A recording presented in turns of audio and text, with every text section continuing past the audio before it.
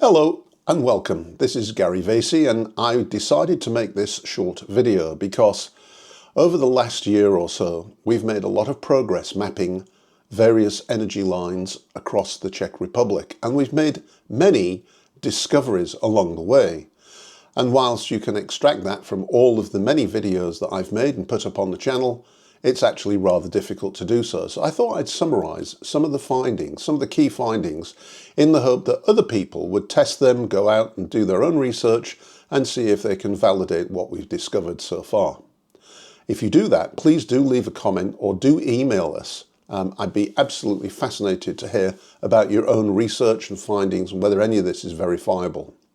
However, as you may recall if you've seen some of the videos, there is a Templar church in Jindřichův Hradec named after St. John the Baptist.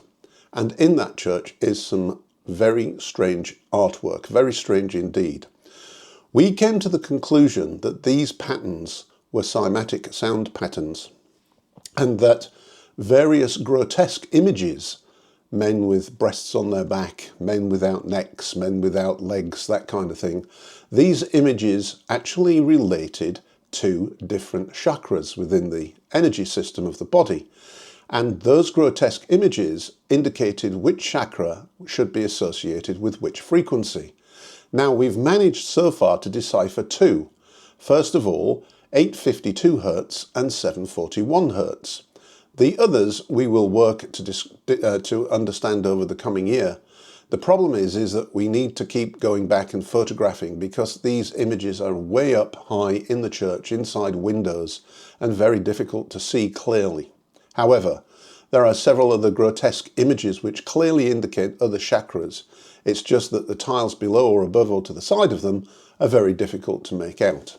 Anyway, we then took this a step further because it struck me that perhaps these frequencies should be played as you meditated at the node, and the node in the church comprises three type 4 alignments, including the Templar line, so there are 6 major energy lines coming in and noding in the church, along with several other smaller ones.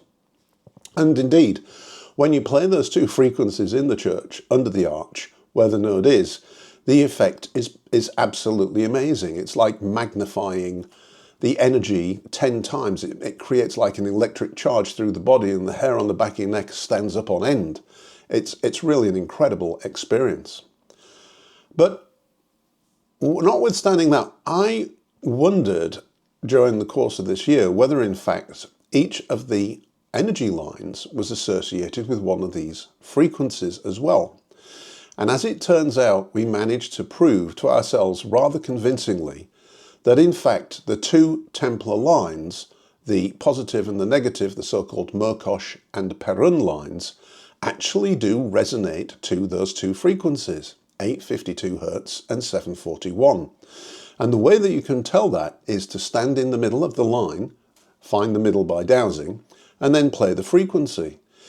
In the other two lines, or alignments, meaning 4 energy lines, nothing happens. But in the Templar line, what happens when you play 741 or 852 in either the positive or the negative line is the same effect. This absolute sense of electricity running through your body and the hair on the back of your neck standing on end. So we realised maybe we could use these frequencies to actually further differentiate the Templar line. And we went to another location where there was a Templar line plus another, and every time we got into the middle of one of these lines, we played one or other of the frequency. If there was no resonance, no effect, it was not the Templar line. If it resonated 852, then it was one of the two Templar lines, and if it resonated 741, it was the other one of the Templar lines. And guess what? That experiment worked.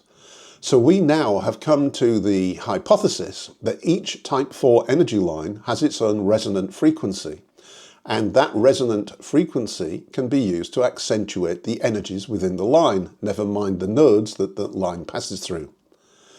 Now, this is still a hypothesis, but it's something I'd like others to test. I have a frequency generator on my phone, and so I can set the frequency and generate that tone within the line. The problem is there's infinite numbers of frequencies, and so you have to stand there basically playing with the frequency generator looking for something that resonates. But in the case of the Templar line, because we already discovered through the grotesque images and simatic sound patterns these two frequencies, we had a head start. Now that makes the other frequencies much more important to find out over the next several months, because there are 4 more energy lines or 2 alignments running through that node, and I'd like to understand what frequencies are what and how they all relate to each line and how they relate to the node. There is something going on here.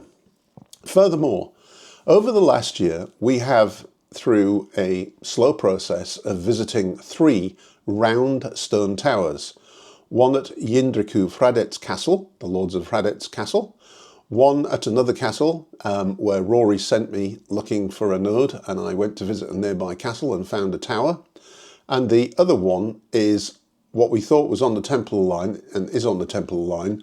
I forget the name of it now, but I'll indicate it on the map to show you. And in each case, the line that runs through the tower is just the negative Templar line. But at the tower, it feels as if there is a node. In other words, it's a very high energy site indeed. And it seems to us that these towers somehow magnify the energies of that female negative line beyond normal and had some kind of use, some kind of purpose, and that's why they were built.